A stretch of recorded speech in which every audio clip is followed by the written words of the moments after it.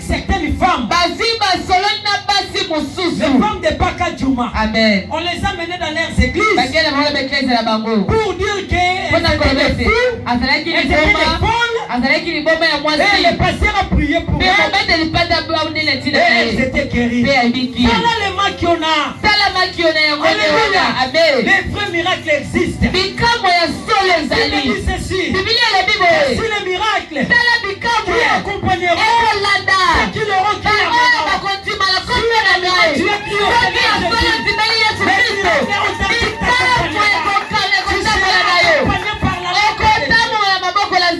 il y aura plus de mal qu'on a. Les mal qu'on a à l'église, c'est le symbole du fait qui est déjà éteint dans l'église. Beaucoup des églises que nous voyons, la lampe de Dieu véritable ne s'allume pas. Alléluia. La lampe de Dieu ne s'allume pas. Si vous remarquez, vous êtes dans une église où les choses de Dieu ne se font pas correcter. Sortez du milieu d'eux. Parce que nous venons à l'église pour rentrer au ciel. Nous ne venons pas pour regarder les spectacles de pasteurs. Nous sommes des fanatiques et des hommes de Dieu. Nous sommes des enfants de Dieu. Préparés pour le royaume de Dieu. Quand tu es dans une église, la vérité ne se prêche pas. Sortez de cette église-là. Ton âme doit être sauvée. Il y a des faits étrangers qui sont déjà introduits dans les églises. Il y a des faux prophéties. Je me souviens un jour. Je ne parle pas parce que l'homme de Dieu est là. Un jour, je faisais des choses, j'étais quelque part là. Lorsque j'étudiais encore, j'étais en 6e humanitaire. Alléluia. J'étais quelque part, je faisais un truc là.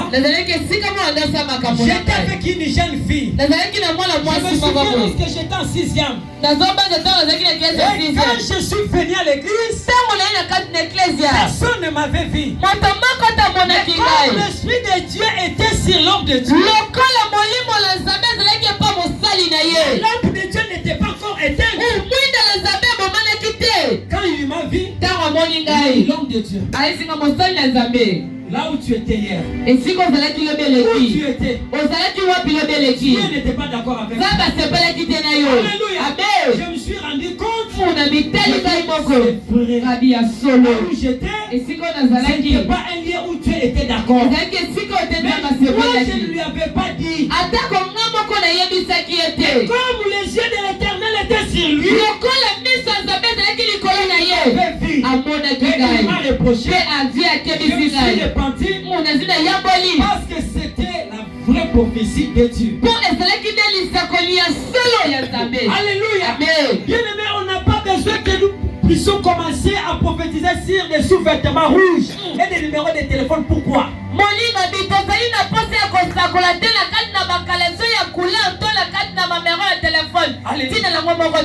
Regarde maintenant ce qui se passe.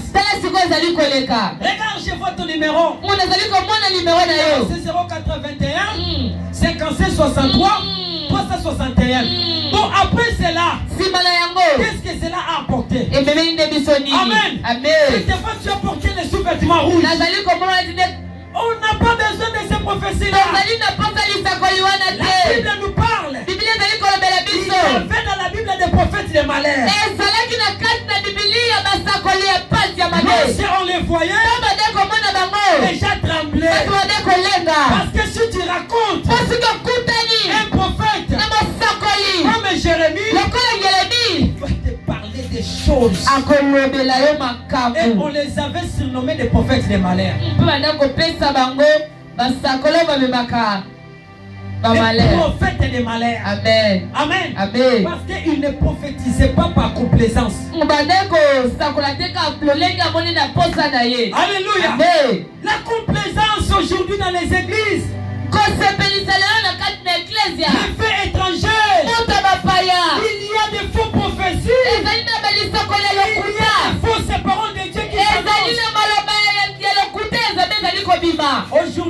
les hommes de Dieu sont mal réputés. Vous savez pourquoi nous sommes mal réputés? Parce qu'il y a des faux qui sont venus, ils ont amené les faits étrangers. Alléluia. Et je m'adresse à vous qui sont des loups, des bons serviteurs. Vous êtes venus à la bergerie de Dieu. Vous êtes venus à la bergerie de Dieu pour manger les brebis de Dieu. Et mal réputer les choses de Dieu. Je vous préviens. Le Seigneur vous voit. Si c'est le Dieu qui avait tué Nadab et Abihu, il y aura des faux serviteurs de Dieu qui seront morts. Je parle comme un homme de Dieu. Il y aura succession des hommes de Dieu qui seront morts, des faux serviteurs. Il y aura la succession. La succession des faux serviteurs de Dieu. La mort des faux serviteurs de Dieu. Parce que Dieu ne peut pas permettre les faits étrangers dans l'église. Alléluia. Lui-même a souffert. Il a souffert pour cette église. Je ne peux pas accepter l'église qu'il a consacrée sa vie. Aujourd'hui telle qu'elle est. Où est l'avantage de l'église? Où est l'avantage? Tout a changé. On a introduit les faits étrangers à l'église. Alléluia. Les faits étrangers. Il y a une maman que j'ai rencontrée hier. Elle m'a dit, pasteur, aujourd'hui, je suis fatigué, je suis vraiment déçu. Amen. Amen. Elle m'a dit qu'il y avait une complicité de maman. Qu'elle se réunissait pour aller maquiser dans une église chez un pasteur quelconque, je ne peux pas citer le nom. Elles sont parties dire à ces pasteurs-là que moi je suis sorcière. Et le jour-là, le pasteur a organisé un séminaire. Moi aussi, je suis parti.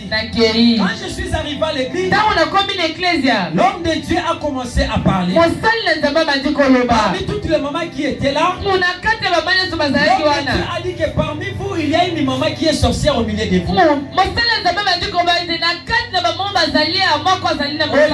Qu'il s'arrête là, il a pointé les doigts chez la maman qui était là. Il a dit c'est toi qui es sorcière. Et depuis ce jour-là, la réputation de cette maman était salie. Tout le monde l'appelle sorcière. Amen. Et cette maman-là a convoqué les membres de sa famille pour aller interroger les pasteurs. Est-ce que réellement tu as vu que cette maman est sorcière? Regarde la réponse de l'homme de Dieu. Ce n'était pas moi, c'était ses collègues qui étaient venus me dire que la collègue était sorcière. Donc toi, étant que l'homme de Dieu, est-ce que tu peux suivre la foule ou bien tu dois être convaincu de ce que tu parles? Où est aujourd'hui la précision? Où est la précision de Dieu? Bien-aimé, Dieu parle. Dieu parle. L'esprit des prophètes jusqu'aujourd'hui règne.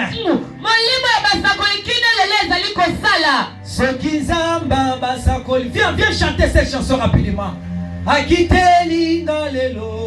Alléluia. L'esprit des prophètes jusqu'aujourd'hui existe. Il y a la prophétie authentique et véritable. L'homme de Dieu commence à se repentir.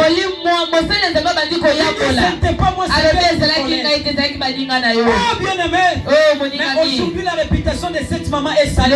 Tout le monde la considère sorcière. Parce qu'il y avait un homme de Dieu qui avait confirmé. C'est ça les faits étrangers.